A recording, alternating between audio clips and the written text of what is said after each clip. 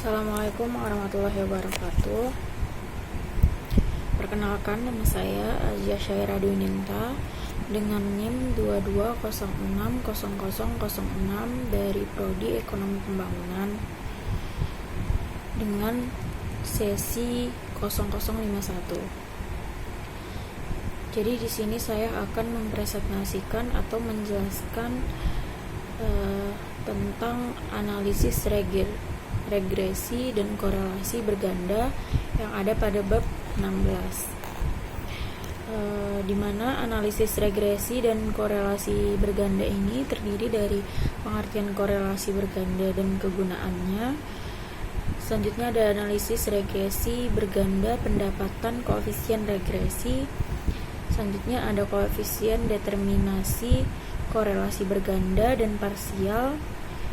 Selanjutnya ada kesalahan baku pendugaan berganda. Selanjutnya ada pengujian hipotesis, dan yang terakhir ada asumsi dan pelanggaran asumsi dalam regresi berganda.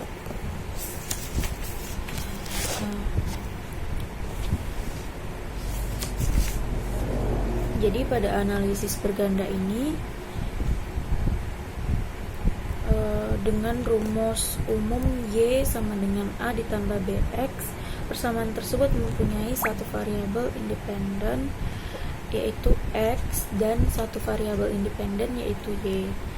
Sebagai contoh, dengan mengasumsikan bahwa nilai impor atau Y hanya dipengaruhi oleh nilai tukar X, maka dapat dilakukan analisis regresi dan diperoleh koefisien regresinya, di mana Y sama dengan 47.648 dikurang 1,37X. Persamaan tersebut menyatakan bahwa apabila nilai tukar melemah Rp1, maka volume impor akan turun sebesar 1,37 juta US dollar. Pada kenyataannya, nilai impor tidak hanya dipengaruhi oleh nilai tukar saja, banyak faktor lain yang mempengaruhi seperti pendapatan, suku bunga di dalam negeri, dan kebijakan perpajakan. Untuk menganalisis besarnya hubungan dan pengaruh variabel independen dan jumlahnya lebih dari 2 digunakan analisis regresi berganda. Bentuk persamaan regresi dan dua variabel independen yaitu ada persamaan regresi dua variabel dan bentuk regresi berganda. Untuk persamaan regresi dengan dua variabel independen, nilai koefisien regresi yaitu B1 dan B2, serta nilai intercept A masih dapat dicari dengan menggunakan alat hitung sederhana atau manual. Namun demikian, untuk memudahkan mencari nilai koefisien regresi untuk lebih dari dua variabel independen dapat dibantu dengan komputer, baik menggunakan Microsoft Excel dan maupun SPSS. Untuk memperoleh nilai koefisien regresi A dan B2, B1 dari persamaan Y sama dengan A ditambah B1 X1 ditambah B2 X2 dapat digunakan metode ordinary least square atau yang disebut dengan OLS yang telah dikemukakan pada bab 15. Prinsip metode OLS adalah meminimumkan jumlah kuadran deviasi di sekitar garis regresi. Nilai koefisien regresi A, B1 dan B2 dapat dipecahkan secara multitan dari 3 persamaan.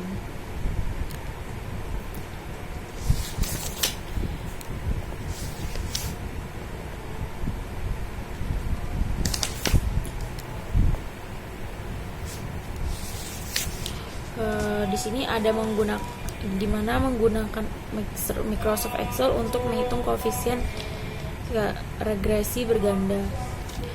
Teknologi komputer akan mempermudah proses pencarian nilai koefisien regresi berganda. Berikut beberapa langkah dalam menggunakan Microsoft Excel untuk membantu Anda mencari koefisien regresi.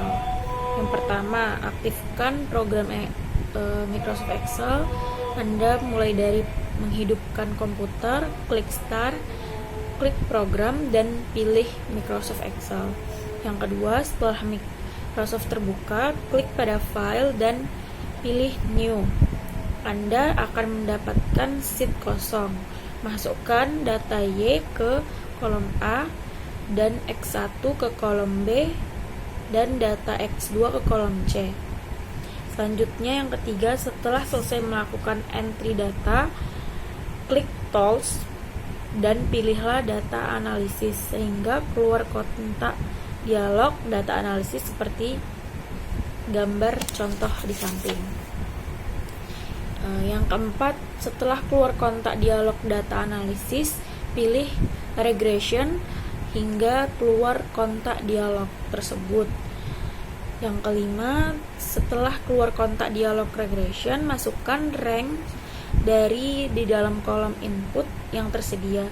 Masukkan rank data Y pada kontak input Y rank, misalnya di dalam A dari baris 2 sampai 11. Maka ditulis kurung kunci A kunci 2 titik 2 kunci A kunci 11, atau Anda blok saja kolom dari baris kedua sampai 11, sedangkan data X1 dan X2 dimasukkan ke dalam input X rank, yaitu dari kolom B baris 2 sampai kolom C baris 11. Maka ditulis kunci B kunci 2 titik 2 kunci C kunci 11 atau blok data X1 dan X2. Setelah selesai blok data input lalu tekan OK. Dan tahap terakhir, setelah Anda tekan OK, maka hasil regresi akan keluar seperti gambar di bawah. Seperti pada kolom convention terdapat nilai internship untuk A sebesar 15,086, X variabel 1 untuk B sebesar min 1,016, dan X variabel 2 untuk B2 sebesar min 0,42. Dengan demikian, dengan mudah kita dapat menulis persamaan regresi adalah Y sama dengan 15,087 dikurang 1,0153 dikurang 0,422. Untuk lebih mengerti, silakan bisa dicoba sendiri. Selanjutnya ada koefisien determinasi, korelasi berganda, dan korelasi parsial.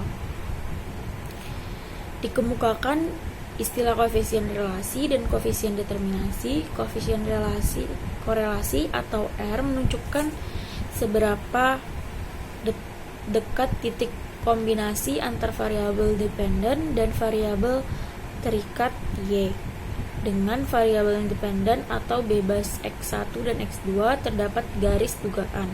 Apabila titik kombinasi semakin mendekat dari garis dugaannya, maka nilai koefisien korelasi semakin baik. Koefisien determinasi atau R kuadrat merupakan ukuran untuk mengetahui kesesuaian dan ketepatan hubungan antara variabel independen menunjukkan kemampuan variabel X, di mana X1, X2, dan seterusnya. Yang merupakan variabel bebas menerangkan atau menjelaskan variabel Y yang merupakan variabel terikat.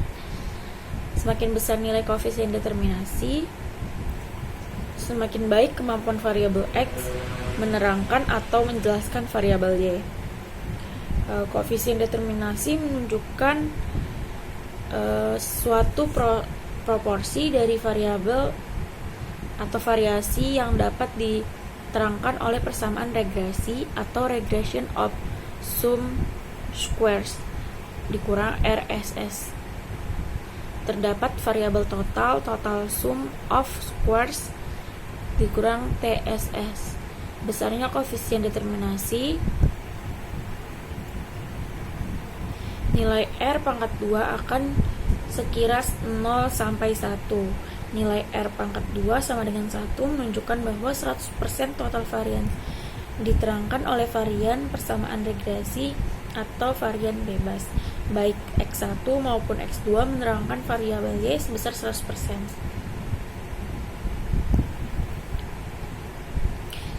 Sebaliknya, apabila nilai R pangkat 2 sama dengan 0 menunjukkan bahwa tidak ada total varians yang diterangkan oleh varians bebas di persamaan regresi baik X1 maupun X2 lebih besar dari 0,5 menunjukkan variabel dapat menjelaskan variabel terikat dengan baik atau kuat sama dengan 0,5 dikatakan sedang dan kurang dari 0,5 relatif kurang baik. Apabila Anda dapat mendapat koefisien determinasi kurang dari 0,5, ada beberapa penyebabnya. Salah satu diantaranya adalah spesifikasi model yang salah atau pemilihan variabel yang kurang tepat atau pengukuran yang tidak akurat.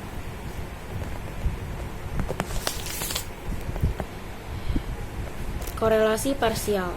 Korelasi parsial dalam regresi berganda digunakan untuk melihat besarnya hubungan antar dua variabel bebas dari variabel terikat.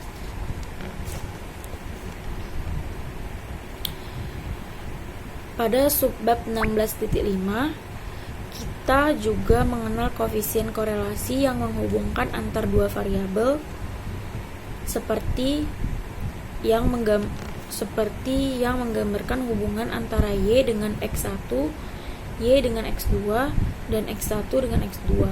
Koefisien korelasi yang demikian dikenal dengan koefisien korelasi tingkat 0.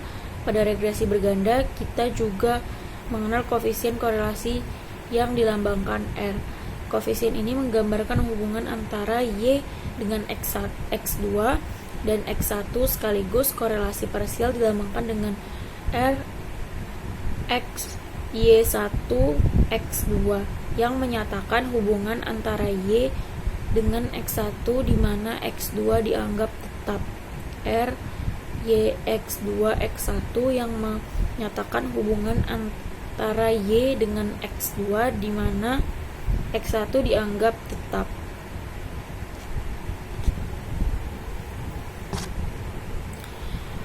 Koefisien parsial ini memang khusus dimaksud untuk melihat hubungan dua variabel dan terbebas dari pengaruh variabel lain dalam regresi berganda.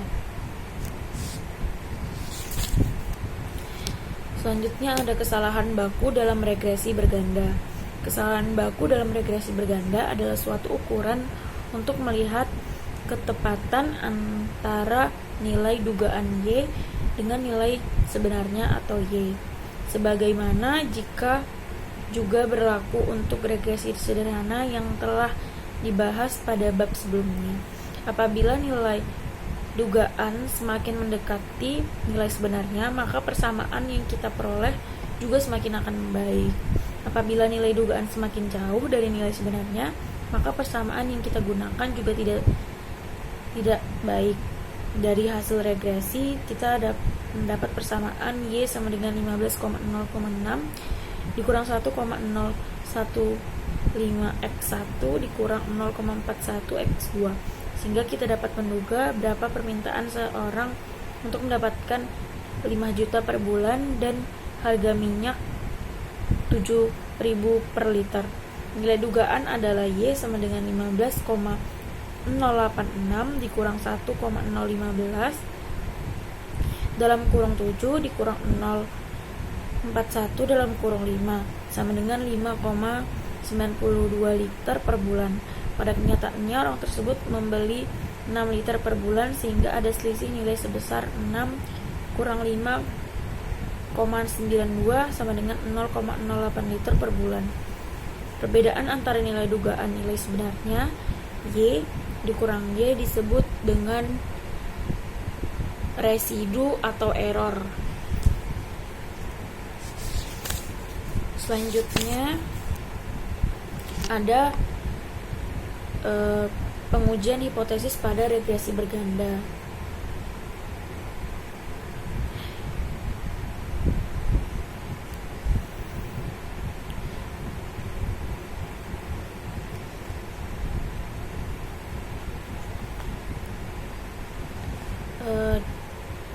Untuk melakukan pengujian secara global, ada beberapa langkah yang perlu diperlukan. Pengujian hipotesis untuk melihat apakah variabel bebas mampu secara menyeluruh bersama-sama menjelaskan tingkah laku variabel terikat adalah untuk menguji global atau uji F. Selain mengetahui kemampuan secara bersama variabel bebas menjelaskan variabel terikat, juga perlu mengetahui apakah setiap variabel juga berpengaruh terhadap variabel terikat. Untuk penguji ini digunakan uji T. Yang pertama, untuk menyusun hipotesis yang ingin diuji adalah kemampuan variabel bebas menjelaskan tingkah laku variabel terikat. Apabila variabel bebas tidak dapat mempengaruhi variabel terikat, dapat dianggap nilai koefisien regresi sama dengan 0. Sehingga berapapun nilai variabel terikat tidak akan berpengaruh terhadap variabel bebas.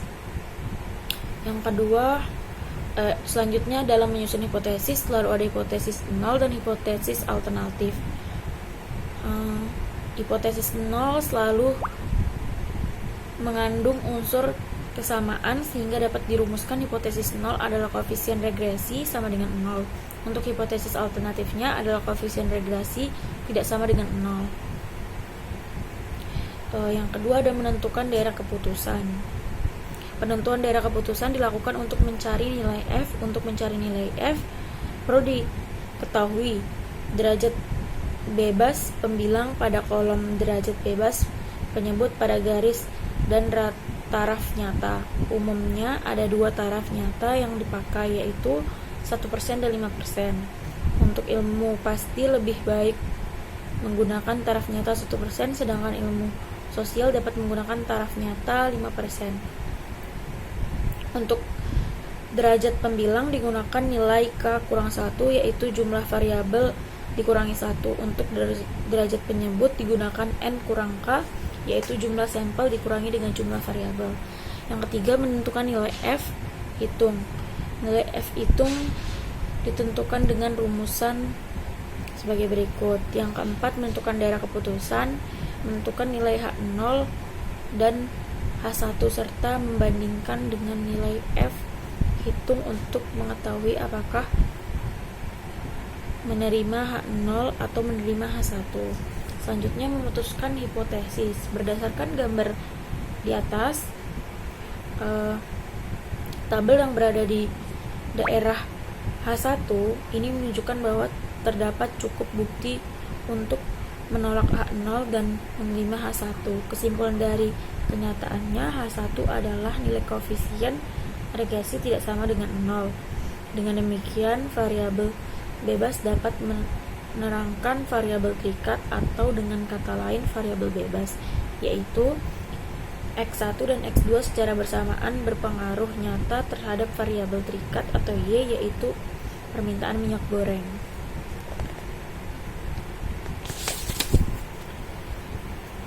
Selanjutnya ada uji signifikansi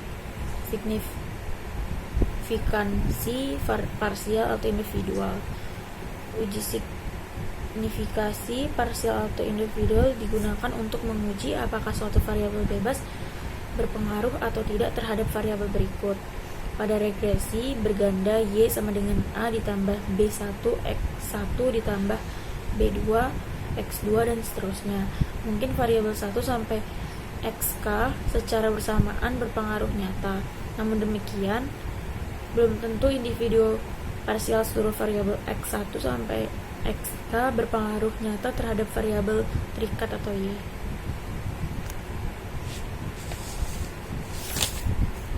Selanjutnya ada asumsi dan pelanggaran asumsi pada regresi berganda.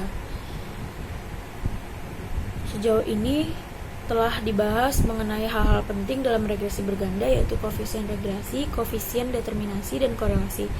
Kesalahan baku pendugaan dan pengujian hipotesis pada subbab ini akan dibahas mengenai asumsi pokok dalam regresi berganda sehingga nilai koefisien regresi yang dihasilkan baik atau tidak bias. Beberapa asumsi regresi berganda sebagai berikut. Yang pertama, variabel dan variabel bebas memiliki hubungan yang linier atau hubungan garis lurus. Yang kedua, variabel terikat haruslah variabel yang bersifat kontinu dan paling tidak bisa berskala selang. Yang ketiga, nilai keragaman atau residu, yaitu selisih antara data pengamatan dan data dugaan hasil regresi harus sama untuk semua nilai Y. Yang keempat, pengamatan untuk variabel terikat dari satu pengamatan ke pengamatan lain harus bebas atau tidak berkorelasi.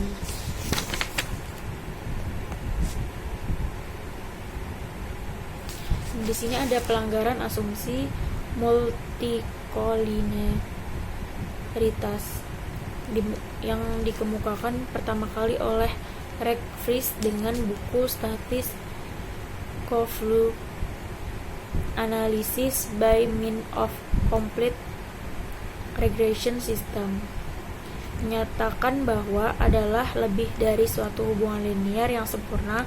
Mengapa dalam regresi berganda tidak boleh terjadi multikolinier? Menurut Friis, apabila terjadi multikolinier, apakah kolinier yang sempurna? Koefisien kolinier korelasi antara variabel bebas sama dengan 1, maka koefisien regresi dari variabel bebas tidak ditentukan dan standar error-nya tidak terhingga. Selanjutnya ada regresi berganda dalam ekonomi dan ruang. Bahwa salah satu indikator kesehatan perusahaan RO yaitu bagaimana setiap aset ini memiliki perusahaan produktif menghasilkan keuntungan.